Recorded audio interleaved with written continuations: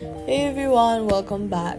Can't log in into the Bank of America app, getting an error even though your password is right, or keeps on spinning and never lets you in? Here's the fastest way to fix it. First, and this is really important, do not keep retrying if you think your password is wrong. Bank of America will temporarily lock you out after too many failed attempts.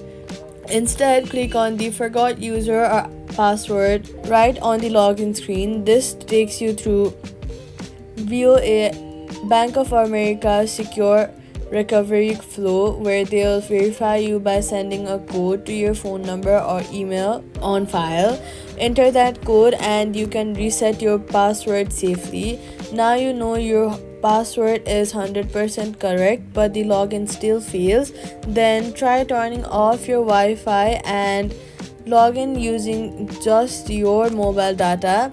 Sometimes this issue is a network conflict, not your password, and make sure that no VPN is active on your phone before trying to log in. So all you gotta do is not to keep retrying. Tap forgot password, verify yourself, reset it, and try on mobile data with no VPN. You'll be back in. Subscribe for more Bank of America app fixes.